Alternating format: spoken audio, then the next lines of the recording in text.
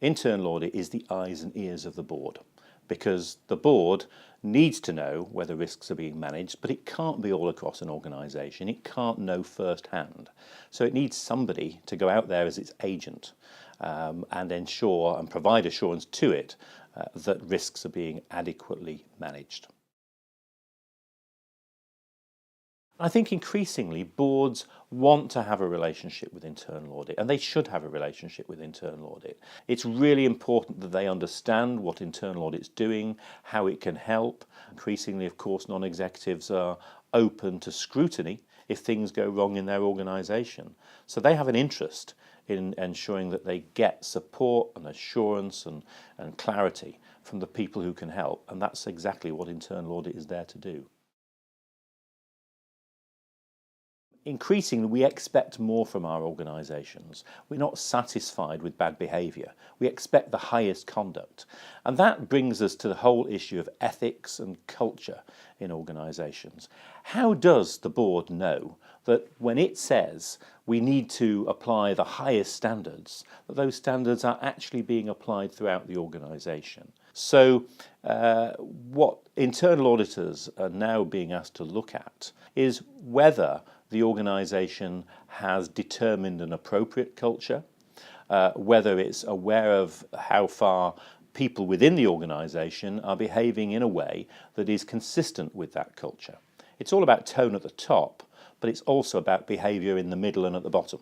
And internal audit needs to be in a position to give a view to the board as to whether the behaviours in the organisation are consistent with the appropriate ethics and the appropriate culture that the organisation wishes to see.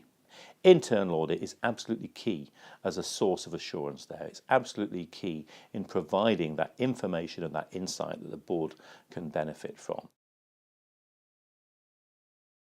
I think one of the interesting things, stories that I hear from time to time from chairs of audit committees is when they say, well, I've read the report, that's very interesting, thank you very much, I see what you're saying, but what do you really think? What's your gut feel? What's your experience? And I think often the audit committee and the chair of the audit committee can get much more of an insight from the perspective of the head of audit, from what they've found through their experience, through working throughout the organisation. They get to know the issues, they get to know the people, they observe the behaviours, they observe the way the organisation works. That can be a very effective way of finding out what's really going on.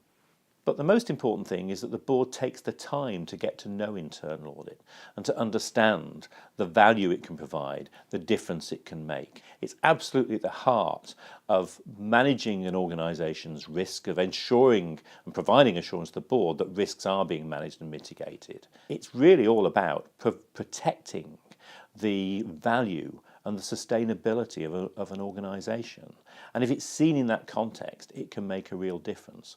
Boards need to see that, but they also then have to give it the appropriate resources that it needs to be able to deliver, and they have to afford it the necessary status within the organisation if it's going to be respected and do its job effectively.